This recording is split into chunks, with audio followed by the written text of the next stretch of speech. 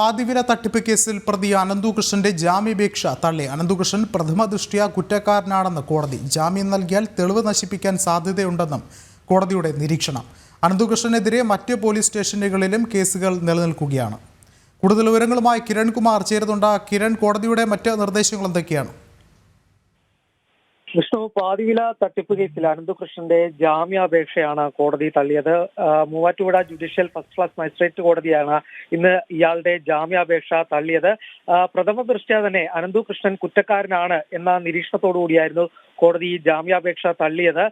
ജാമ്യം നൽകിയാൽ തെളിവ് നശിപ്പിക്കാൻ സാധ്യതയുണ്ടെന്നും കോടതിയുടെ നിരീക്ഷണമുണ്ടായി. മാത്രവുമല്ല, അനന്തുകൃഷ്ണനെതിരായിട്ട് മറ്റ് സ്റ്റേഷനുകളിലും നിരവധി കേസുകൾ രജിസ്റ്റർ ചെയ്തിട്ടുണ്ട് എന്നുള്ള കാര്യം കൂടി കോടതി വ്യക്തമാക്കുകയുണ്ടായിരുന്നു. ഏതായാലും വിശദമായ വാദങ്ങളാണ് ഇന്ന് രാവിലെ ഈ ജാമ്യാപേക്ഷ പരിഗണിക്കുന്ന സമയത്ത് കോടതി കേട്ടത്. പിന്നീട് ഉച്ചയ്ക്ക് ശേഷം ഈ ജാമ്യാപേക്ഷയിൽ വിധി പറയാനായിട്ട് മാറ്റുകയായിരുന്നു.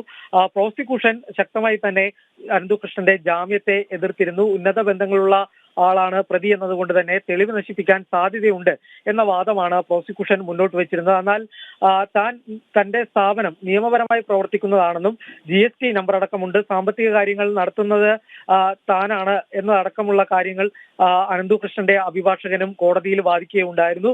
മൂവാറ്റുപുഴ പോലീസ് പറയുന്നത് പോലെ വലിയൊരു സാമ്പത്തിക തട്ടിപ്പ് നടന്നിട്ടില്ല, 9 കോടി രൂപയുടെ സാമ്പത്തിക തട്ടിപ്പ് നടന്നിട്ടുണ്ട് എന്നായിരുന്നു മൂവാറ്റുപുഴ പോലീസ് പറഞ്ഞിരുന്നത്. എന്നാൽ ഇത്തരത്തിലൊരു തട്ടിപ്പ് നടന്നിട്ടില്ല എന്നുള്ളൊരു വാദമായിരുന്നു ഏതായാലും പ്രതിഭാഗം കോടതിയിൽ ഇന്ന് ഉന്നയിച്ചിരുന്നത്. ഏതായാലും പ്രതിഭാഗത്തിന്റെ വാദങ്ങളെല്ലാം തള്ളിക്കൊണ്ട് പ്രോസിക്യൂഷൻ വാദങ്ങളെ അംഗീകരിച്ചുകൊണ്ടുള്ള ഒരു നടപടിയാണ് ഇന്ന് കോടതിയുടെ ഭാഗത്തുനിന്നും ഉണ്ടായത്. കിരൺ, ഒപ്പം പറയേണ്ടത്, നിലവിൽ നമുക്കറിയാം മറ്റ് പല ജില്ലകളിലും അനന്തുകൃഷ്ണനെതിരെ കേസുകൾ നിലനിൽക്കുന്നുണ്ട്. അങ്ങനെയെങ്കിൽ ഇനിയും വരും ദിവസങ്ങളിൽ കൂടുതൽ തെളിവെടുപ്പുകൾ പരിശോധനകളിലേക്ക് കടക്കാനല്ലേ പോലീസിന്റെ നീക്കം?